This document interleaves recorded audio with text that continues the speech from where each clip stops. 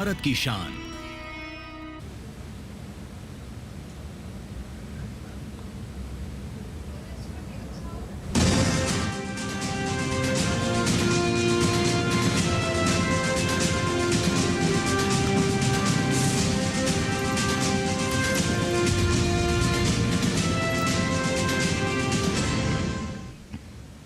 नमस्कार, स्वागत है आपका किसान समाचार में। मैं हूं रेशमा आपके साथ। आइए नजर डालते हैं इस वक्त की हेडलाइंस पर। संयुक्त किसान मोर्चा के नेतृत्व में हजारों किसान नोएडा से दिल्ली करने जा रहे हैं कूच। किसानों के ऐलान के बाद नोएडा और दिल्ली पुलिस अलर्ट। बॉर्डर पर बढ़ती जा रही है सतर्कता। दिल्ली आने वाले रास्तों पर लग गया है भारी जाम। लोगों को करना पड़ रहा है परेशानियों का सामना।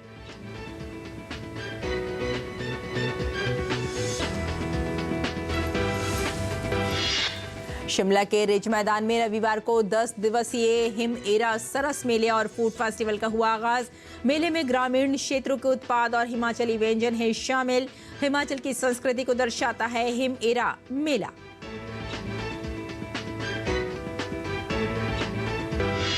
प्लास्टिक प्रदूषण पर रोक लगाने के लिए दक्षिण कोरिया के बुसान में रविवार को हुई वैश्विक बैठक बिना किसी समझौते के समाप्त। 175 देशों के प्रतिनिधि प्लास्टिक उत्पादन पर रोक लगाने जैसे महत्वपूर्ण मुद्दों पर चर्चा करने में रहे विफल।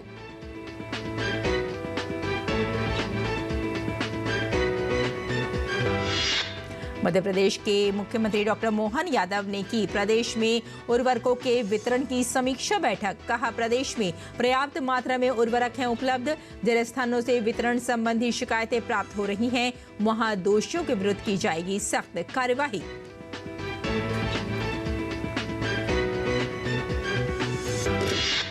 चक्रवात फेंगल पड़ा कमजोर, गहरे दबाव में बदला, पश्चिम उत्तर पश्चिम की ओर बढ़ रहा है ये चक्रवात फेंगल से दक्षिण भारत के कई राज्य और केंद्र शासित क्षेत्र हैं प्रभावित। पुडुचेरी में पिछले 3 दशकों में सबसे अधिक 48.6 सेंटीमीटर वर्षा की गई दर्ज। और आइए अब समाचारों पर डालते हैं विस्तार से नजर। संयुक्त किसान मोर्चा के नेतृत्व में आज हजारों किसान नोएडा से दिल्ली कूच करने जा रहे हैं। एक दिन पहले ही किसानों और प्रशासन के बीच उच्च स्तरीय बैठक हुई थी। फिलहाल किसानों के ऐलान के बाद नोएडा और दिल्ली पुलिस अलर्ट हो गई है और बॉर्डर पर सतर्कता बढ़ती जा रही है। दिल्ली आने वाले रास्तों पर भारी जाम लग गया है। दिल्ली नोएडा बॉर्डर पर जाम के कारण लोगों को भारी परेशानी का सामना करना पड़ रहा है। किसानों के दिल्ली आने को देखते हुए दिल्ली नोएडा सीमा पर सुरक्षा व्यवस्था बढ़ा दी गई है।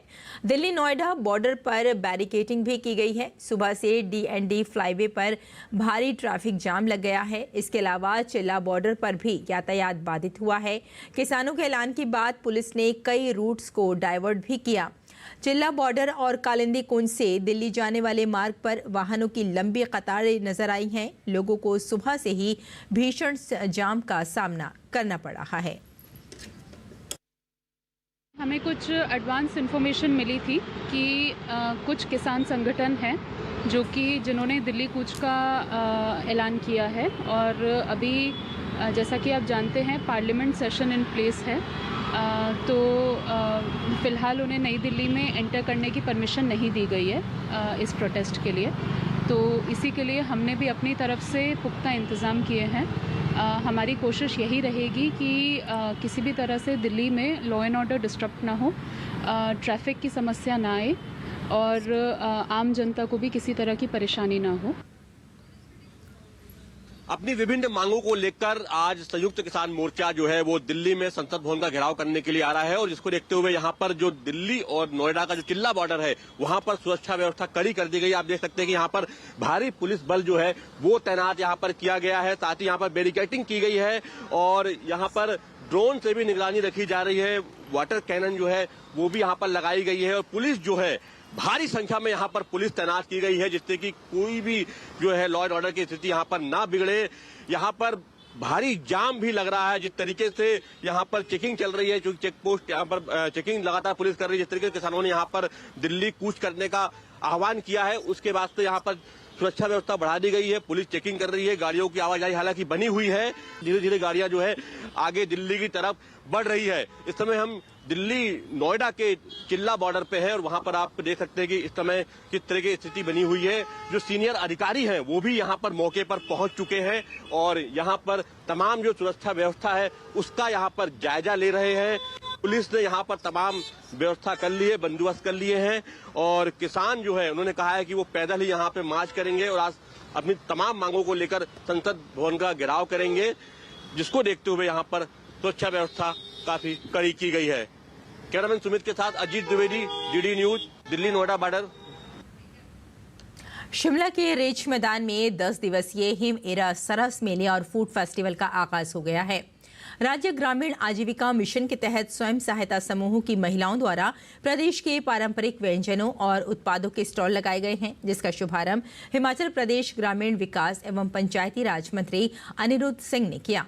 इस मौके पर अनिरुद्ध सिंह ने कहा कि मेले में ग्रामीण क्षेत्रों के उत्पाद और हिमाचली व्यंजनों को शामिल किया गया है, जिससे पर्यटकों को हिमाचली संस्कृति की भी जानकारी मिलती है। इसका उद्देश्य जो है सेल्फ हेल्प ग्रुप की महिलाएं जो हैं उनके लाइवलीहुड बढ़ाने के लिए करा जाता है और फंडिंग जो है इनके रहने से लेकर खाना बनाने से लेकर यूटेंसिल से लेकर सब कुछ वो गवर्नमेंट ऑफ हिमाचल प्रदेश करती है। इसमें साथ में फूड फेस्टिवल भी लगाया गया है। This is the third food festival we are doing here. Bihar राज्य के पटना जिले के गांधी मैदान में इन दिनों कृषि यांत्रिकरण मेले का आयोजन किया जा रहा है। इस मेले में किसानों को कृषि यंत्रों का प्रदर्शन, उनके बारे में तकनीकी जानकारी तथा कृषि यंत्रों की खरीद पर अनुदान का लाभ एक साथ मिल रहा है। ये मेला 29 नवंबर से 2 दिसंबर तक कृषि विभाग बिहार द्वारा CII के सहयोग से आयोजित किया जा रहा है। मेले में नए अनोखे प्रकार के कृषि यंत्र भी आए हैं, जो किसानों के लिए आकर्षण का केंद्र बने हुए हैं। इस मेले में कृषि यंत्रों के निर्माताओं एवं विक्रेताओं की व्यावसायिक बैठक तथा यंत्र निर्माताओं एवं विभागीय पदाधिकारियों के साथ बैठक का आयोजन भी किया गया, जिसमें कृषि अभियंत्रण महाविद्यालय पूसा समस्तीपुर तथा भारतीय कृषि अनुसंधान परिषद पटना के वरिष्ठ वैज्ञानिक गण मौजूद थे। इस मेले में कृषि कार्यों को नए तरीके से करने हेतु उन्नत तकनीक के कई कृषि यंत्रों का प्रदर्शन किया गया, जिसमें सोलर बैटरी चलित स्प्रेयर और साथ में सुगर केन हार्वेस्टर, 3 पहिए वाला ट्रैक्टर और मानव चलित प्लांटर तथा ट्रैक्टर चालित मेड़ बनाने की मशीन शामिल है। मध्य प्रदेश के मुख्यमंत्री डॉक्टर मोहन यादव ने कहा कि प्रदेश में पर्याप्त मात्रा में उर्वरक उपलब्ध हैं। मुख्यमंत्री डॉक्टर यादव ने कहा कि मध्य प्रदेश में किसानों को वितरण के लिए निरंतर और नियमित रूप से आवश्यक उर्वरक प्राप्त हो रहे हैं। भविष्य में ये भी व्यवस्था सुचारू रहे, इस उद्देश्य से वे केंद्रीय रसायन एवं उर्वरक मंत्री JP नड्डा एवं रेल मंत्री अश्वनी वैष्णव से आग्रह करेंगे।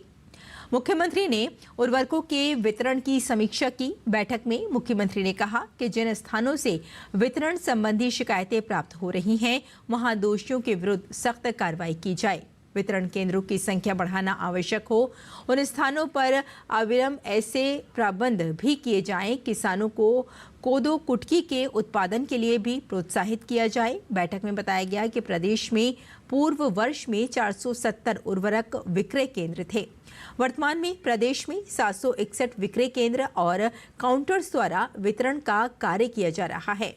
विपणन संघ, मार्केटिंग सोसाइटी और MP एग्रो द्वारा केंद्रों का सुचारू संचालन किया जा रहा है। और खरीफ फसलों की सरकारी खरीद 1 अक्टूबर से चल रही है। किसानों को MSP पर अपनी फसल बेचने के लिए रजिस्ट्रेशन सितंबर महीने से कराए जा रहे हैं। इसी कड़ी में मध्य प्रदेश में भी सोयाबीन किसानों की उपज खरीद चल रही है। मध्य प्रदेश सरकार ने किसानों से अपील की है कि अभी भी उनके पास MSP पर फसल बेचने का समय है। सिर्फ उन्हें रजिस्ट्रेशन कराना होगा और रजिस्ट्रेशन प्रक्रिया अभी भी चल रही है।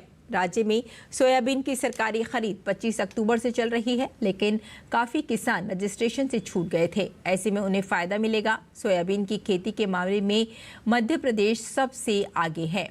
केंद्रीय कृषि एवं किसान कल्याण मंत्रालय के अनुसार इस बार खरीफ सीजन में किसानों ने जमकर सोयाबीन की खेती की है।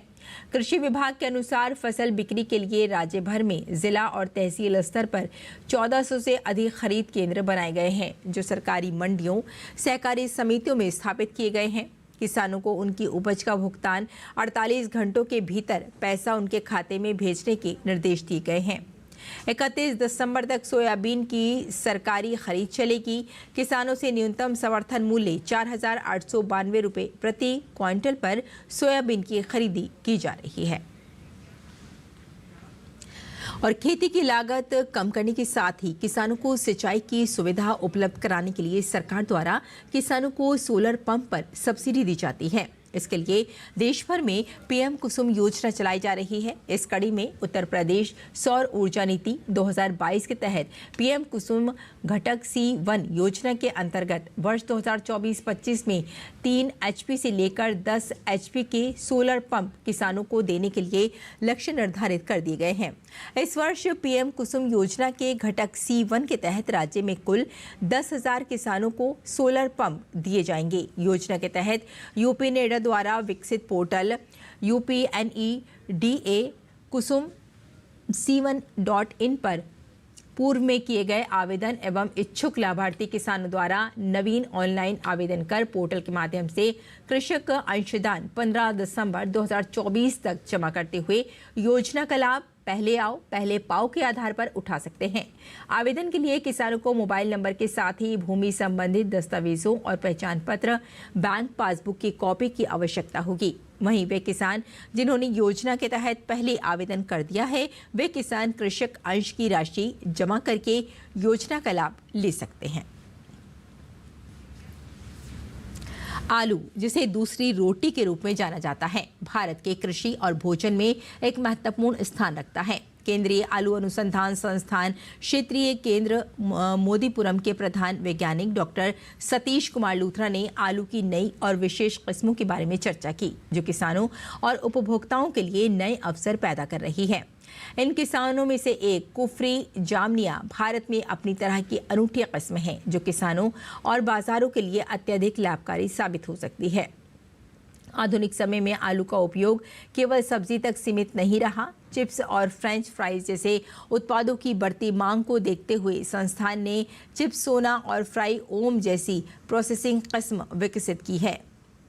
बीज आलू उत्पादन किसानों के लिए एक लाभदायक व्यवसाय बन सकता है। उत्तर प्रदेश, पंजाब और हरियाणा जैसे राज्यों में किसान उच्च गुणवत्ता वाले बीज आलू का उत्पादन कर इसे दूसरे राज्यों में आपूर्ति कर सकते हैं। किसान कई तरह के फल और सब्जियों की खेती करते हैं। शकरकंद को स्वीट पोटैटो के नाम से भी जाना जाता है। ये एक जड़ वाली सब्जी होती है। इसमें कई तरह के पोषक तत्व होते हैं, जिस कारण इसे सेहत के लिए काफ़ी फायदेमंद माना जाता है। कम लागत, उच्च उत्पादन और पोषण से भरपूर इस फसल की मांग घरेलू और अंतर्राष्ट्रीय बाजारों में तेजी से बढ़ रही है। शकरकंद की खेती के लिए ज्यादा पूंजी की आवश्यकता नहीं होती। ये फसल कम पानी और साधारण मिट्टी में भी अच्छी तरह उगाई जा सकती है। इसमें आलू से अधिक स्टार्च और मिठास होता है।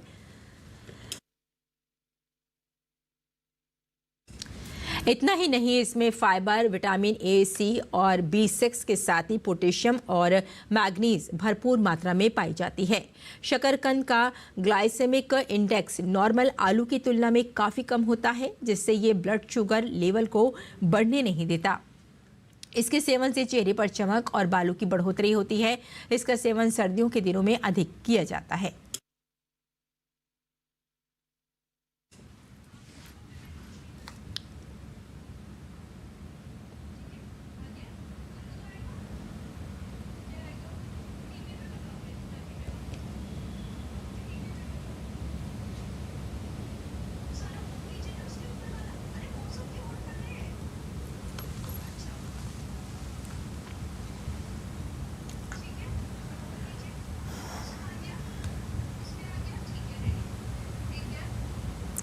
और किसान इस मौसम कैसे रखें अपनी खेती का ख्याल, आइए जानते हैं।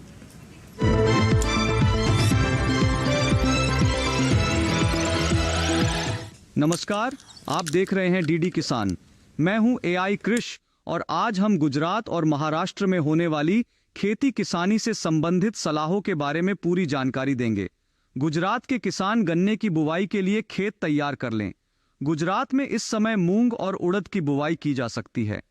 बुवाई से पहले इनके बीजों को उपचारित जरूर कर लें। यहाँ के किसान भिंडी को खस्ता फफूंदी से बचाने के लिए जरूरी दवाएं छिड़क लें।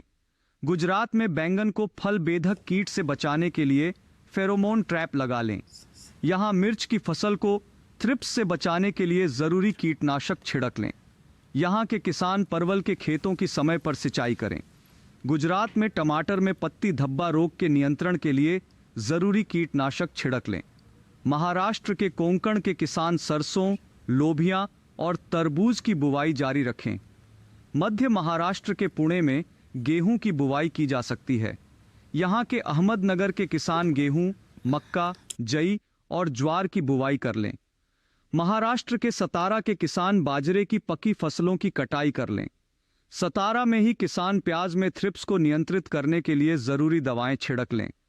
महाराष्ट्र के नासिक के किसान कपास, धान और बाजरे की पकी फसलों की कटाई कर लें। महाराष्ट्र के नांदेड़ के किसान केले और अंगूर के बागों को ठंड से बचाने के लिए सुबह के समय सिंचाई करें। नांदेड़ में गेहूं और प्याज की बुवाई की जा सकती है। महाराष्ट्र के नागपुर के किसान कपास और धान की पकी फसलों की कटाई जारी रखे। यहां इस समय गेहूं की बुवाई की जा सकती है। इसी तरह कृषि और किसानों से जुड़ी हर महत्वपूर्ण जानकारी के लिए हमारे साथ जुड़े रहिए और देखते रहिए डीडी किसान। धन्यवाद।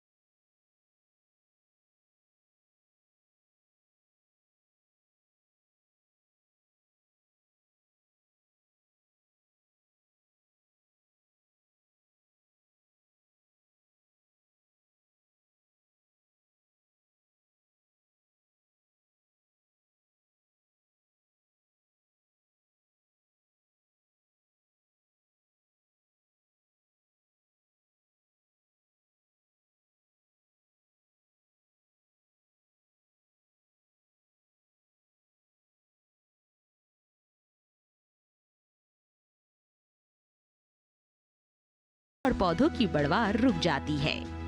रोकथाम के लिए सिकुड़ी पत्तियों को उखाड़कर जला दे। टमाटर में पत्ती, तना और फल भेदक कीट लगते हैं। इससे ग्रसित पत्तियां गिर जाती हैं। रोकथाम के लिए विशेषज्ञों की सलाह पर उचित दवाओं का छिड़काव करें।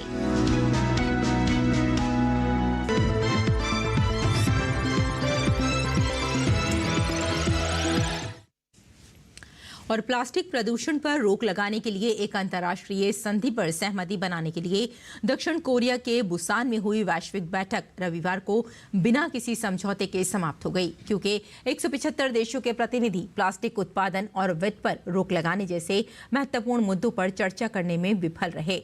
ये अंतर सरकारी वार्ता समिति की 5वीं बैठक थी, जो 2022 से प्लास्टिक प्रदूषण पर एक कानूनी संधि तैयार करने का काम कर रही है।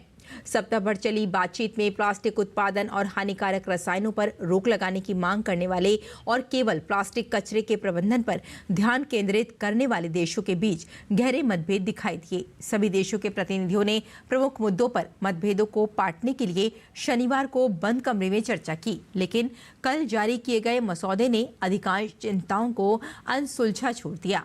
अब सभी देश वार्ता जारी रखने के लिए अगले साल फिर से मिलने पर सहमत हुए हैं। भारत ने बैठक में कहा कि वे प्लास्टिक पॉलीमर के उत्पादन को नियंत्रित करने के किसी भी कदम का समर्थन नहीं करता है, क्योंकि इससे देशों के विकास के अधिकार पर असर पड़ सकता है। मध्य प्रदेश सरकार किसानों की सुविधा के लिए बहुत ही कम रेट पर अस्थायी पंप कनेक्शन दे रही है। इससे 5 हॉर्स पावर को लेकर 10 हॉर्स पावर तक के कनेक्शन हैं। आपको ध्यान रखना होगा बस कि ये कनेक्शन अस्थायी होगा और इसके म्याद 3 महीने से लेकर 5 महीने तक होगी। ये सुविधा उन किसानों के लिए है जो रबी सीजन के सिंचाई के लिए अस्थायी रूप से पंप कनेक्शन लेना चाहते हैं। इसके लिए मध्य प्रदेश विद्युत वितरण कंपनी ने किसानों को पंप कनेक्शन देने की व्यवस्था की है। किसान निर्धारित दरों के अनुसार राशि का भुगतान कर पंप कनेक्शन ले सकते हैं। इस स्कीम के तहत भोपाल, नर्मदापुरम, चंबल और ग्वालियर इलाके के 16 जिलों में सरकार की ओर से दी गई सब्सिडी के मुताबिक पंप मुहैया कराए जा रहे हैं। इसमें वितरण कंपनी सरकार से कम की गई सब्सिडी के हिसाब से किसानों को पंप कनेक्शन दे रही है। इसके तहत 5 हॉर्स पावर HP का पंप 3 महीने के लिए 8,946 रुपये में उपलब्ध कराया जा रहा है। पंप कनेक्शन की ये दरें 4 अप्रैल 2024 से लागू हैं, जिनमें किसी तरह का कोई बदलाव नहीं किया गया है।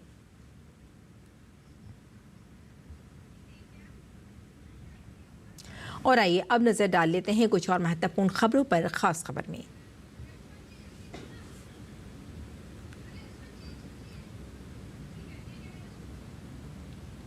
ओडिशा के भुवनेश्वर में देश भर के पुलिस महानिदेशकों और महानिरीक्षकों का 59वां सम्मेलन रविवार को संपन्न हो गया।